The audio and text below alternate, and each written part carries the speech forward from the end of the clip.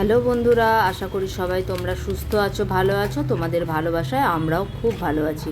আজকে একটা নতুন রেসিপি নিয়ে চলে এসেছি, তার হচ্ছে মটর পনির। এই রেসিপিটা আমার হাজব্যান্ডের এবং আমার মেয়ের খুব পছন্দের একটা রেসিপি।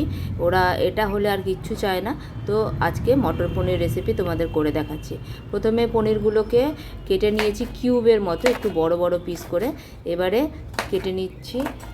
ইনগ্রেডিয়েন্টসগুলো লাগবে পেঁয়াজ, লাগবে টমেটো, আলুটা এখানে রয়েছে। আলুটা কিন্তু এর জন্য নয়, এটা অন্য কিছু আমি করব। তো টমেটো পেঁয়াজটাকে কেটে নিলাম কিউব কিউব করে, কারণ এটা আমি একটু কড়ায় ফ্রাই করে তারপরে পেস্ট করব। তাহলে মশলাটা বানিয়ে নিই। প্রথমেই বসিয়ে দিয়েছি কড়া গরম হয়ে গেছে, দিয়ে দিলাম সাদা তেল। ঠিক আছে বন্ধুরা, এখানে একটু সাদা তেল বা রাইস ব্রাইন অয়েল দিলে ভালো হয়। তেল গরম হয়ে গেছে, পেঁয়াজগুলো দিয়ে দিলাম। পেঁয়াজগুলো একটু হালকা নেড়ে চেড়ে তাতে টমেটো, কাঁচা লঙ্কা, আদাটা যেহেতু আমার পেস্ট করা আছে, সেই জন্য আদাটা সেদ্ধ হওয়ার কিছু নেই, আদাটা নরম হওয়ার কিছু নেই। আদাটা আমি পরে দেব। আগে এই সবজিগুলো নেড়ে চেড়ে একটু নরম হয়ে যাক, তারপরে আমি আদাটা অ্যাড করব। এখানে বের করে নিয়েছি, আমার ফ্রিজে থাকে সবসময়ের জন্য ফ্রোজেন মটর। এটা আমি এই স্মার্ট বাজার থেকে কিনেই আনি। তোমরা তো দেখেছো, আমরা স্মার্ট বাজারে গেছিলাম, তো ওখান থেকেই এই পনিরটাও নিয়ে এসেছি।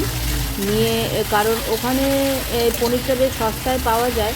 250 টাকা হয়তো প্রিন্টেড প্রাইস রয়েছে, কিন্তু ধরো 2-3 দিন ভ্যালিডিটি রয়েছে খাওয়ার জন্য। তো ওরা 129 টাকা 30 টাকায় দিয়ে দেয়। তো ওই জন্য একটা বড় প্যাকেট আমরা তুলে নিই, যেহেতু সবাই খেতেও ভালোবাসি আমরা। তো এবারে দেখো মশলাটা প্রায় রেডি হয়ে গেছে।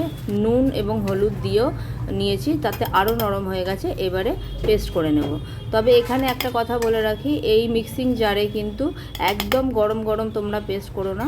এটা একটু রেখে পাখার হাওয়ায় আমি ঠান্ডা করতে দিয়েছি, তারপরে আমার কর্তামশাই সেটা পেস্ট করে দেবেন। তো তার মধ্যে আমি কড়াইতে আরেকটু সামান্য তেল দিয়ে তাতে পেঁয়াজ, শুকনো লঙ্কা এবং গোটা গরম মশলা এই মশলাটুকু দিয়ে আমি একটু ভাজা ভাজা করে নেব। তারপরে ওইখানে অলরেডি পেস্ট হয়ে গেছে আমার মশলাটা, তো ওই মশলাটা এর মধ্যে দিয়ে দিচ্ছি। দেখো এরকম কালার হয়েছে, সুন্দর একটা ঠিক পেস্ট তৈরি হয়েছে। এবারে এটা আমি দিয়ে দিচ্ছি, দিয়ে মশলার সাথে নেড়ে চেড়ে নিয়ে ততক্ষণ করে নেবো যতক্ষণ না তেল ছেড়ে দেয়। তো দেখো মোটামুটি অলরেডি তেল ছেড়ে দিয়েছে। ঠিক আছে, আর এর ইয়েটা দেখো, থিকনেসটা বেশ গাঢ় গাঢ় হয়ে গেছে। এবারে ওর মধ্যে একটু আমি সামান্য জল অ্যাড করেছি। জলটা কাঁচা জল ইউজ করো না, জলটা গরম জল ইউজ করো। আমার কেটেলে সবসময় রান্না করার সময় একটু গরম জল করে নিই আমি, তাতে মশলার ইয়েটা ভালো হয়, টেস্টটাও ভালো হয়। গুঁড়ো মশলা একটু দিয়ে দিলাম, একটু জিরে গুঁড়ো আর একটু ধনে গুঁড়ো দিয়ে বেশ করে নাড়িয়ে নিচ্ছি। আর ওদিকে ফ্রোজেন মটরটা আমি জলে ভিজিয়ে রেখেছিলাম, সেটাও এবার দিয়ে দিলাম। এই ফ্রোজেন মটরটা সেদ্ধ হওয়া কোনো ব্যাপার না, যেহেতু এটা ফ্রোজেন, খুব তাড়াতাড়ি এটা নরম হয়ে যাবে এবং কাঁচা গন্ধটাও চলে যাবে। এবারে দিয়ে দিচ্ছি একটু লঙ্কার গুঁড়ো আর একটু কাশ্মীরি লঙ্কার গুঁড়ো, একটু ভালো করে কালারটা আসবে বলে।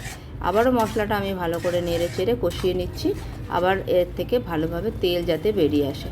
দিয়ে দিলাম একটু স্বাদ মতো চিনি। পনিরের তরকারিতে একটু মিষ্টি মিষ্টি ব্যাপারটা থাকলে কিন্তু বেশ ভালো লাগে। এটা বন্ধুরা আমি কসুরি মেথি ইউজ করছি। এটা আমি যখন শীতকাল থাকে তখন, যখন এটার দাম বেশ, মেথি পাতার দাম যখন বেশ কমে, তখন আমি 2 বান্ডিল নিয়ে বাড়িতে এটা শুকিয়ে এটা গুঁড়ো করে রেখে দিই এবং সারাটা বছর আমি এটা ইউজ করি।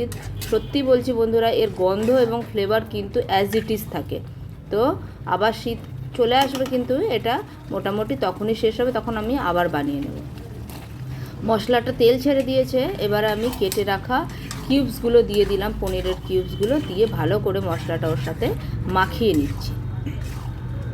আমি কিন্তু পনিরগুলোকে ভাজিনি, পনিরগুলোকে ভাজলে কড়ায় আটকে যায়, তারপরে একটু কেমন শক্ত শক্ত হয়ে যায়। তো আমি কাঁচা পনিরটাই ইউজ করলাম। তোমাদের কাছে যদি কোনো ট্রিক্স জানা থাকে যে পনির কীভাবে ভাজলে কড়ায় লাগবে না বা নরমই থাকবে, আমাকে তাহলে একটু বলো। ঠিক আছে, এবারে গরম জল দিয়ে দিলাম, দিয়ে ভালো করে মশলাটার সাথে পনিরটাকে ডুবিয়ে, মানে খুব বেশি কিন্তু গরম জল দেবো না, কারণ ঝোলটা কিন্তু একটু গ্রেভি হবে। দেখো মোটামুটি কালারটা চলে এসেছে। দিয়ে দিলাম ঘরে বানানো গরম মশলা।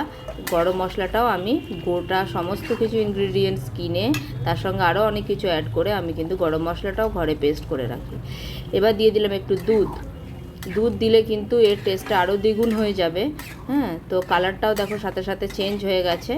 এবারে এটাকে একটু ফুটতে দেব। ফুটতে দেওয়া হয়ে গেলে এটা রেডি হয়ে যাবে।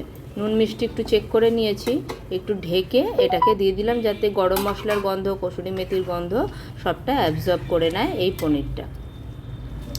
ঘর যেন ম করছে গন্ধে।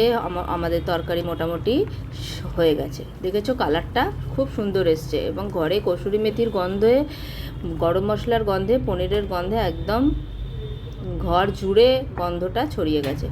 প্রথমে খেতে দিয়ে দিচ্ছি জ্যাসলিনকে, স্নান করে অনেকক্ষণ ধরে বসে আছে। তাহলে টাটা।